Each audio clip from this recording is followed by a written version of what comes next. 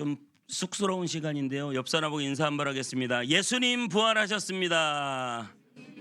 자, 옆 사람 보면서 예수님 부활하셨습니다. 예수님 부활 나의 부활입니다. 할렐루야. 네, 한화 이글스도 부활했습니다, 여러분. 소식 못 들으셨어요? 네, 지금 네 6연승을 달리고 있는데 이런 말을 합니다. 6연승을 한 것은 6경기밖에 못했기 때문이다. 웃자고 한 소리인데 스포츠에 대해서 전혀 모르셔가지고 한화 이글스를 제가 30년 응원했습니다. 그런데 늘 꼴찌였습니다. 올해는 뭔가 역사가 나타날 줄 믿습니다.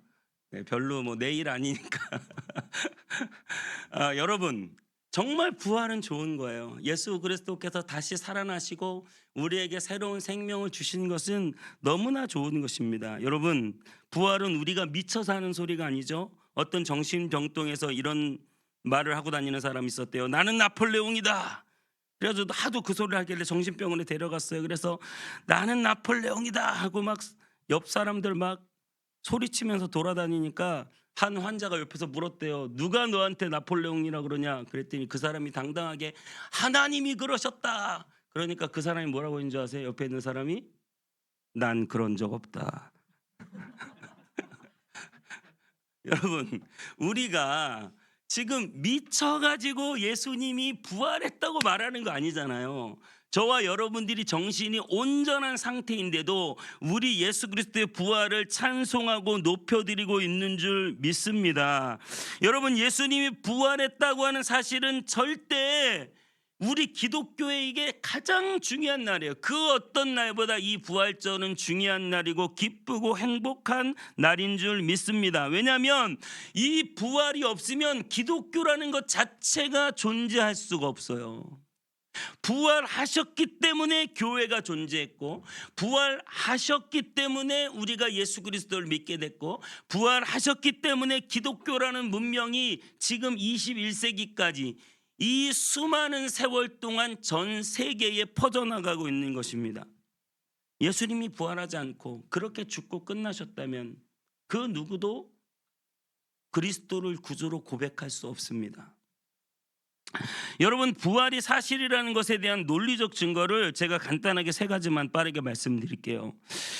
첫 번째로는 타 종교와의 비교예요. 각 종교는 다 성장할 만한 이유가 있었다는 거예요. 이슬람 종교는 마호메트가 부유한 여인과 결혼했고 전쟁을 통해서 이슬람 대제국을 이루었습니다. 당연히 성장할 이유가 돼요. 대제국 만들어 놓고 자기 종교 전파하는데 당연히 이슬람 종교가 성장할 수밖에 없어요.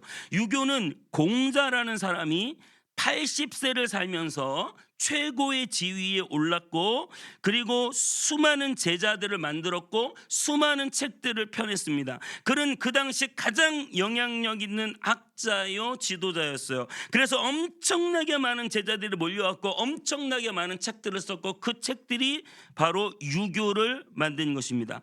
불교는 물론 아주 옛날 얘기지만 불교는 석가모니가 왕자의 신분이었고 많은 제자들을 두었고 45년 동안 포교 생활을 했고 80세까지 살았습니다. 그런데 예수님은요, 이 어마어마한 종교의 지도자들의 삶에 비교하면 예수님은 고작 3년, 예수님이 쓴 책도 없습니다. 여러분, 예수님의 제자들 12명, 훌륭한 학자들, 당시 최고의 지도자들, 학자들이 제자가 아니고, 누가 이런 말을 하더라고요. 동네 껄렁껄렁한 우락부락하게 생긴 배움도 하나도 없고 가장 사회의 밑바탕에서 고생하는 우락부락한 사람들이 예수님의 제자들이라고 12명 모여있고, 그 12명 데리고 3년 가르치고 십자가에 못 박혀 처형당해 죽었어요. 여러분, 아니 여러분, 이런 종교가 어떻게 세계적인 종교가 될 수 있습니까? 예수님이 부활하셨기 때문이에요. 예수님이 십자가 위에서 처형당하고 비참하게 죽고 끝난 것이 아니라 예수님이 부활하셨기 때문이에요. 그런데 그 예수님이 부활했다는 얘기를 불과 10년, 20년, 그리고 30년 그 안쪽에 사도 바울이 예수님의 제자들이 예수님 부활하셨다고 책에 썼어요. 여러분, 이게 거짓말이라면 어떻게 됩니까? 부활하지도 않았는데 불과 10년, 20년 전에 예수님 살았잖아요. 근데 그 예수님이 부활하셨어. 책에 썼어. 근데 사람들이 그거 보고 뭐야? 마치 이런 거죠. 김일성이 우상화할 때 이런 얘기를 하죠. 김일성이 어디를 갔는데 쌀이 없어가지고 모래로 쌀을 만드시고, 전쟁을 나가는데 수류탄이 없어서 솔방울로 수류탄을 만드셨다. 우리 위대한 수령께서 그렇게 만드셨다. 여러분, 그 말을 쓰고 그걸 10년, 20년 후에 누가 읽어요? 믿을 사람 있어요? 믿을 사람 없죠. 믿을 사람 없습니다. 우리나라 뭐 20년, 30년 전 대통령이, 뭐 김대중 대통령이, 뭐 박정희 대통령이 어디 갔는데 뭐 쌀이 없어가지고 모래로 쌀을 만드시고 나중에 뭐 죽었다가 다시 살아나셨다. 그걸 썼어요. 그 믿을 사람 있어요? 아무도 믿을 사람 없죠. 모든 사람은 다 죽고 끝나니까요. 그런데 불과 10년, 20년 후에 예수님이 살아나셨어. 오, 그걸 믿고 사람들이 몰려들기 시작했어요. 그 누구도 그 사실을 부인할 수 없기 때문에. 안 믿는 사람도 있었지만 사람들이 몰려들고 그 사실을 믿고 그 사실 때문에 자기의 생명을 걸기 시작했다는 거예요. 여러분, 만약에 예수님이 부활하지 않았다면 당시 그리스도인들에게 소문이 퍼져나가, 예수님 부활하셨대, 예수님 부활하셨대, 와, 예수님이 부활했대. 이걸 당시 종교 지도자들이, 대제사장들이, 유대의 지도자들이 듣고 너무나 화가 나서 예수가 부활했다고? 간단해. 어떻게 하면 됩니까? 거기 무덤 가가지고 시체 가져와라. 시체 꺼내가지고, 예수 시체 꺼내가지고 한 바퀴 돌면 돼요. 예수의 시체가 있어요, 없어요? 없어요. 그랬더니 또 어떤 사람들은 예수님 시체를 제자들이 훔쳐갔나 보다. 아니, 너 예수님하고 같이 있었지. 이 말 한마디에 벌벌벌 떠면서 예수님을 부인하고 도망간 게 베드로예요. 그런데 어떻게 예수님의 제자들이 그 로마 군대하고 싸워가지고 시체를 훔쳐갑니까? 다 무서워 벌벌벌 떠면서 고향으로 가서 고기나 잡으러 가야 되겠다. 다 고향으로 고기 잡으러 간 사람들이 다시 힘을 합쳐가지고 의기 분기 탱천해가지고 우리가 예수의 시체를 꺼내자. 여러분, 이게 말이 안 되는 거예요. 왜요? 왜 말이 안 됩니까? 예수님이 부활하셨기 때문이에요. 어느 날 3대 독자를 잃은 어머니가 석가모니를 찾아가서 죽은 자기 아들을 살려달라고 애원했습니다. 석가모니는 물끄러미 쳐다보며 이런 조건을 내걸었다고요. 부인, 내가 당신의 아들을 살려드리겠소. 다만 조건이 있어. 저 동네에 내려가가지고 집에서 한 명도 죽지 않은 집에 겨자씨 하나를 가져오면 내가 살려주겠어. 그래가지고 동네에 내려가서 당신 집에 죽은 사람이 없는 집 있습니까? 당신 집에 혹시나 죽음을 보지 못한 다 죽음을 봤어요. 부모가 죽든 자식이 죽든 형제가 죽든 친척이 죽든 다 죽음을 봤어요. 그래서 결국은 겨자씨를 못 구해가지고 와서, 아니 도대체 겨자씨를 구할 수가 없어요. 죽음을 발견하지 못한 집, 죽음을 맛보지 못한 집이 한 집도 없습니다. 그때 석가모니가 그랬대요. 그렇지요. 죽음의 비애란 모든 집, 모든 인생에게 다 임하는 것인데 그대의 아들이라고 왜 당하지 않겠소? 석가모니도 죽음의 문제를 해결하지 못하고 그도 무덤에 묻혔습니다. 석가모니는 인도 능수 해안에 묻혀 있고 마음에는 사우디아라비아 메카에 묻혀 있고 공자는 중국의 장평양에 묻혀 있지만 우리 예수님은 무덤이 없다는 사실을 믿으시기 바랍니다. 우리 예수님은 무덤이 없어요. 다시 살아나셨거든요. 여러분, 성경에 우리가 믿기 어려운 얘기가 나올지 몰라요. 갑자기 바다 홍해가 갈라졌대. 오늘 요나 이야기인데요. 요나가 물고기 뱃속에 3일간 있다가 갑자기 살아났대. 여러분, 이 사실을 믿기 힘드십니까? 예수님이 사망 권세를 이기시고 3일 만에 부활하셨습니다. 할렐루야. 우리가 이 사실을 믿을 수 있으면 믿지 못할 일이 없는 줄 믿습니다. 성경의 모든 것이 가능해요. 예수님이 다시 살아나셨다면. 여러분, 그래서 부활이 없다면 기독교도 없습니다. 부활이 없다면 예수님을 믿을 필요도 없습니다. 예수님이 부활하셨습니다. 예수님의 부활, 우리의 부활인 줄 믿습니다. 저와 여러분은 완전히 새롭게 된 인생을 살게 될 줄 믿습니다. 오늘 본문은 이스라엘 백성들에게 예수님께 그렇게 말했어요. 이스라엘 백성들이 예수님께, 예수님 표적을 보여주세요. 그때 예수님께서는 이렇게 말씀하셨어요. 요나의 표적 말고는 보여줄 게 없어.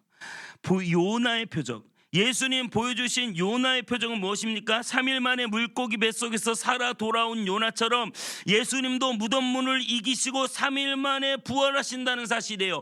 그러므로 가장 예수님이 결정적이고 궁극적으로 보여주고 싶은 기적은 바로 예수 그리스도께서 다시 부활하신다, 죽은 지 3일 만에 주님이 부활하신다는 그 표적을 제자들이 또 많은 유대인들이 보고 믿기를 원하셨다는 사실이에요.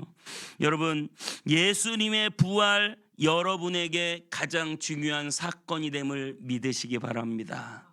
우리 인생도 부활할 거니까요.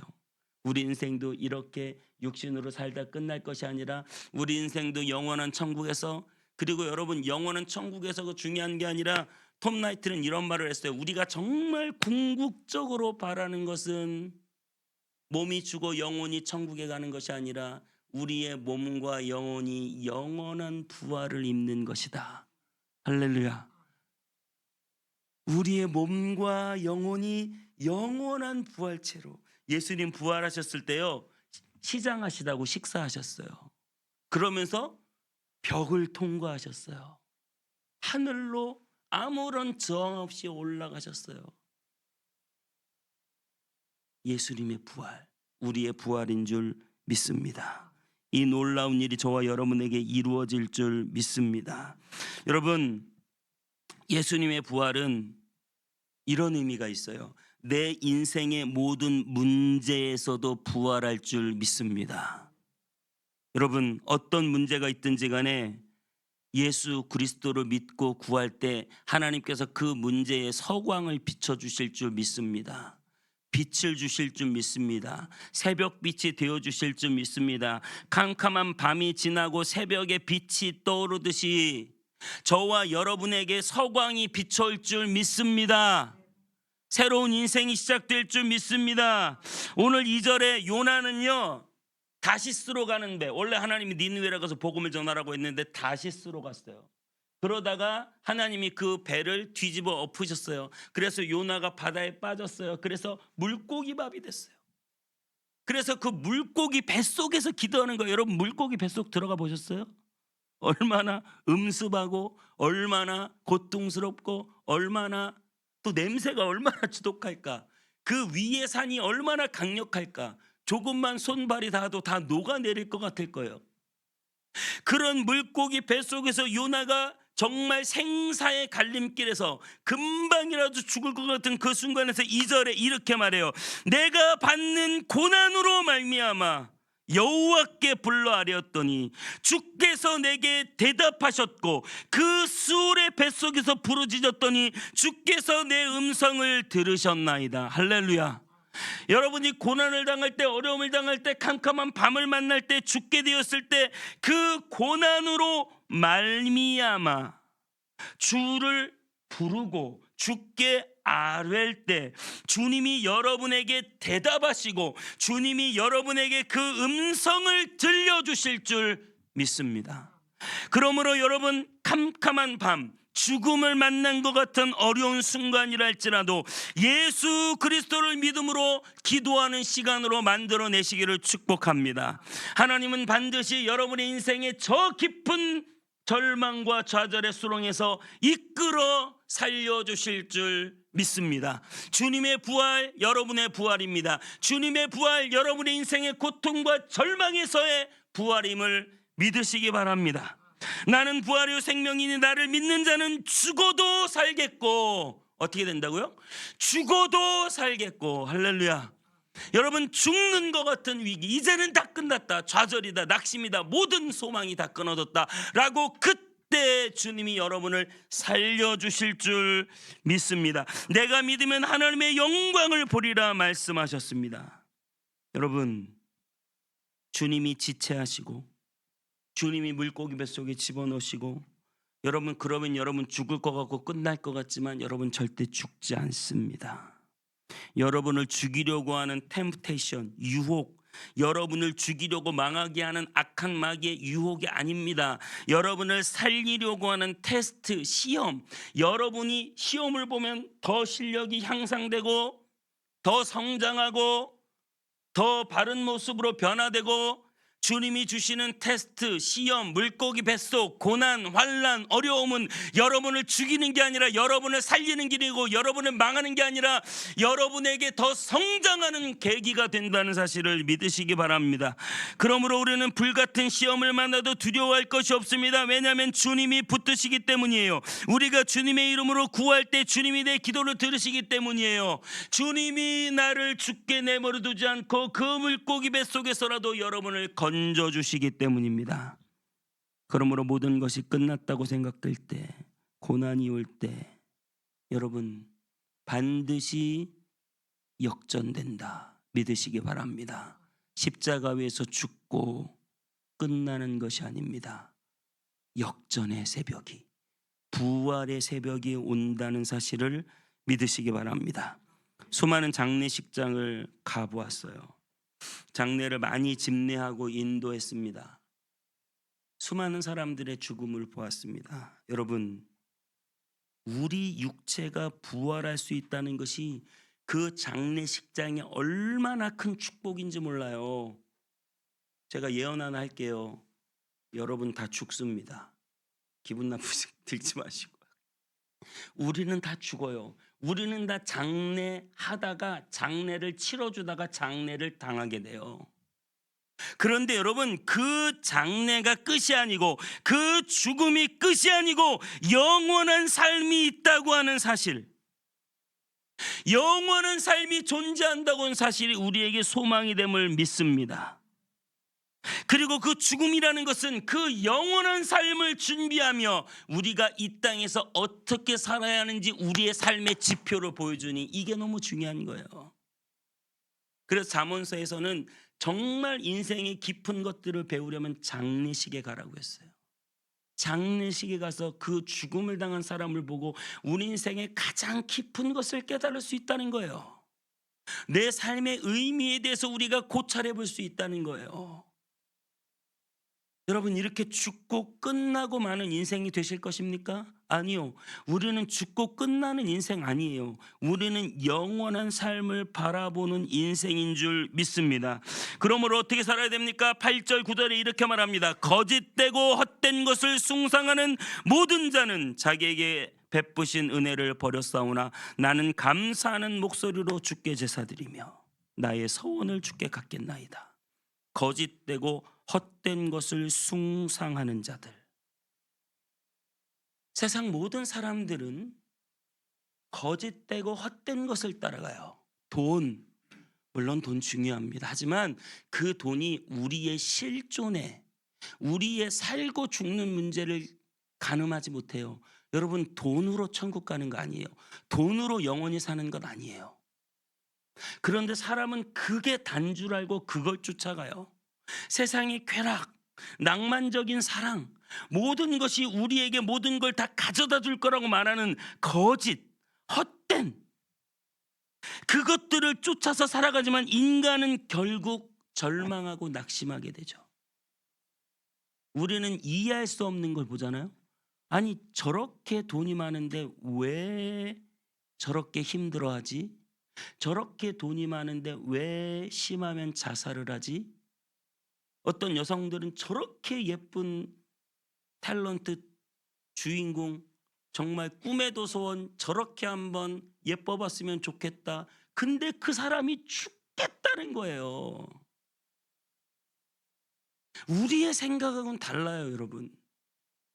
세상의 거치장으로 헛된 우상 속에 살아가는 사람들은 그것이 전부라고 생각하지만 여러분, 그게 전부가 아닙니다. 왜요? 영원한 삶이 있어요. 죽음의 문제가 있어요. 여러분, 죽으면 끝나는 거 아닙니다. 우리는 그 영원한 삶을 향하여 나아가고 있습니다. 오늘 그 영원한 삶을 향하여 나아가고 있는 요나는 이렇게 고백하는 거예요. 거짓되고 헛된 것을 숭상하는 모든 자들은 은혜를 버렸어요. 하나님의 은혜를 버렸어요. 하나님이 우리를 구원해 주신다고 하는데 나 하나님 안 믿을 거예요. 아니, 그냥 믿기만 하면 구원을 받는다는데 그것조차 하기 싫다는 거예요. 그래서 하나님을 버렸어요. 그리고 돈이 최고다. 그리고 세상의 다른 외모적인 조건이 최고다. 낭만적인 사랑이 최고다.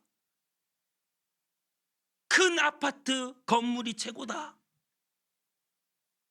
오직 그걸 이뤄야 내 인생에 참된 의미와 가치가 있다고 헛된 것을 숭상하는 거예요. 여러분, 돈을 벌지 말라는 게 아니에요. 아파트 건물주 다 되시기를 축복합니다. 하지 말라는 게 아니에요. 아멘을 별로 안 하시는데 다 되시기를 축복합니다. 여러분의 노후가 풍족하시기를 축복합니다. 그런데 여러분, 그게 끝이 아니라는 거죠. 영원한 삶이 있다는 거예요. 죽음 이후의 삶이 있다는 거예요. 여러분, 우리는 그것을 준비해 가는 것입니다. 진시황이 불로초를 찾아요. 왜 찾습니까? 본인이 황제로서 권력을 갖고 돈을 갖고 모든 세상을 다 지배해 보니까 너무 좋은 거예요. 그럼 어떻게 돼요? 내 생명을 연장해서 내가 영원히 이 권력과 부를 누려야 되겠다. 불로초 찾다가 죽었어요, 여러분. 그 인생이에요. 절대 예수 그리스도 없이는 영원한 삶을 꿈도 못 꿉니다. 그런데 예수님의 제자들은 또 어떻게 했어요? 예수님의 제자들은 또 자기들끼리 싸워. 어떻게 싸워요? 예수님 나라가 임하면, 하나님 나라가 임하면, 예수님 왕 되시면 나는 우의정, 쟤는 좌의정, 우리 둘이 예수님 오른팔 왼팔, 이 세상에서 높은 자리 한 자리씩 달라는 거예요. 근데 예수님은 뭐라고 말씀하세요? 내가 세우려는 나라는 그런 나라가 아니다. 섬김을 받고 싶으면 섬기는 자가 되고 종이 되어야 한다. 원수를 사랑하고 모든 사람들을 위한 희생을 해야 한다.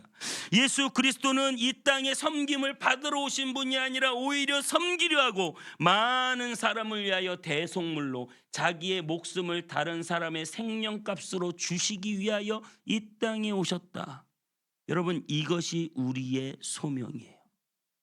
우리가 이 땅에서 살아갈 때 물론 돈도 많이 벌고 잘 먹고 잘 살아야 되겠지만 정말 여러분들이 하나님이 이루고자 하는 소명, 이 땅을 섬기고 이 땅을 세워나가고 많은 고통당하는 자들, 어려운 자들을 도와주고 그리스도의 사랑을 실천하는 삶을 여러분들이 이 땅에서 살아가게 되는 이유는 우리가 이 땅에서의 삶이 끝이 아니라 영원한 삶이 여러분에게 있기 때문이라는 사실을 믿으시기 바랍니다.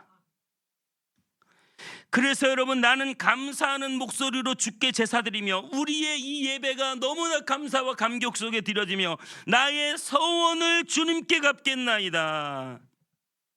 사도 바울은 빌립보서 3장 7절 8절에 이렇게 말합니다. 쉬운 성경으로 제가 읽어드릴게요. 부활하신 예수 그리스도를 만난 바울은 그때는 언제 예수님 믿기 전에 그때는 이 모든 것이 내게 너무나 소중하고 가치 있는 것들이었습니다. 세상의 것들. 여러분, 사도 바울은 굉장한 사람이에요. 보통 일반 평민이 아니에요. 귀족 중에 귀족이에요. 엄청나게 돈도 많고 신분도 높고 최고의 학부에서 공부하고 가장 유대인 중에 제일 똑똑한 사람이에요. 그런 그가 이렇게 말하는 거예요. 이 모든 것이 내게 너무나 소중하고 가치 있는 것들이었는데 예수 그리스도를 만난 이후 그 모든 것이 아무 쓸모없는 것임을 알았습니다. 그것들뿐만 아니라 이 세상의 그 어떤 것도 내 주 예수 그리스도를 아는 것과 비교가 되지 않습니다. 믿으시기 바랍니다. 세상 그 어떤 것도 예수 그리스도를 알고 이 땅에서 죽고 끝나는 게 아니라 영원한 삶을 사는 것과는 비교가 되지 않는다는 것입니다. 그래서 나는 예수 그리스도를 위하여 모든 것을 버렸습니다. 모든 것이 쓰레기처럼 아무런 가치가 없다는 것을 이제 압니다. 이로써 나는 그리스도를 알게 되었습니다. 할렐루야. 여러분, 제가 지난주에 회당장 야이로의 딸을 살려주는 사건에 대해서 설교를 했어요. 달리다굼, 일어나라. 그런데 그 중간에 껴든 사건이 있는데 12회를 혈루증으로 고생한 여인이에요. 예수님의 이 관점을 한번 잘 생각해 보세요. 예수님은 12회를 혈루증으로 앓는 여인이 예수님을 터치하고 고침받고 그냥 자기가 돌아가면 끝나잖아요. 여러분, 그러면 끝날 것 같죠? 근데 왜 거기서 지체를 하고 대화를 하고 누가 나를 잡았다, 누가 나를 만졌다, 내 능력이 나갔다, 도대체 누구냐, 사람들을 찾고, 아니 예수님 이렇게 많은 사람들이 있는데 지금 빨리 야이로 집 가가지고 딸 고쳐줘야 되는데 지금 왜 여기서 이러고 계십니까? 뒤 옆에서 야이로는 얼굴이 그냥 울그락불그락 그냥 전전긍긍하고, 그런데 예수님은 아니다, 내 능력이 나갔다, 여인을 찾는 거예요. 왜 찾으세요? 병 고쳤잖아요. 12년 동안 혈루 근원이 말랐잖아요.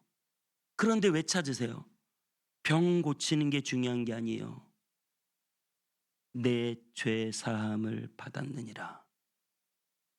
영원한 삶에 대한 약속이 중요한 거예요.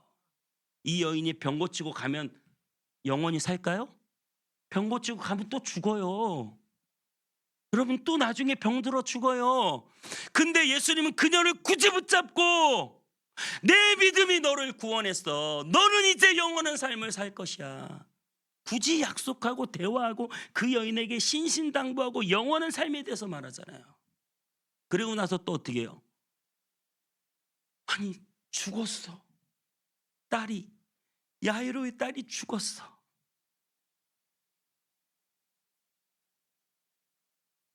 여러분, 예수님께는 죽은 사람 살리는 거나 병든 자 고치는 거나 똑같은 것을 믿으시기 바랍니다. 근데 어쨌든 죽은 그 상황에선 절망이죠. 아니, 우리 딸 병 좀 고쳐줬으면 내가 소원이 없겠다. 그런데 왜 굳이 예수님은 그 딸을 죽이시고 죽은 그 딸을 다시 달리다금 손잡아 마치 잠에서 깨어나듯이 그 소녀를 일으키시냔 말이에요. 왜요? 나는 부활이요 생명이니 나를 믿는 자는 죽어도 살겠고 영원히 죽지 아니하리라.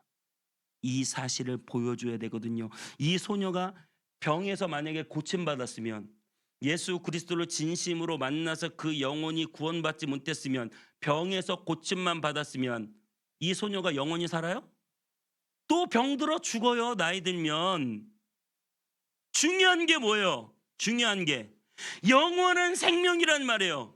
우리 삶을 살아가는데 가장 중요한 것은 무엇일까? 돈일까? 학벌일까? 병에서 고침받는 것일까? 세상 성공해서 건물주 되는 것일까? 다 좋아요. 다 좋은데 가장 중요한 것은 영원한 생명이라는 사실을 믿으시기 바랍니다. 예수님이 지금 뭐 주고 싶은 거예요? 내가 보여줄 표적은 뭐밖에 없다? 요나의 표적밖에 없어. 너희들이 병든 자를 살리고 죽은 자들을 일으키는 것까지 다 보고 싶어하고 엄청난 기적을 내 두 눈으로 보고 싶어하지만 내가 정말 가장 주고 싶은 기적과 표적은 무엇인가? 바로 요나의 표적. 죽은 지 3일 만에 사망 권세를 이기고 무덤 문을 박차고 다시 살아나셔서 영원히 사시는, 그리고 그를 믿는 자에게는 영원한 생명을 주시는 이 요나의 표적, 주님의 부활, 영원한 삶만을 여러분에게 주시고 싶어 한다는 사실을 믿으시기 바랍니다. 가장 좋은 것 주고 싶으세요? 주님은 제일 좋은 거 주고 싶으세요? 영원한 삶이에요. 여러분,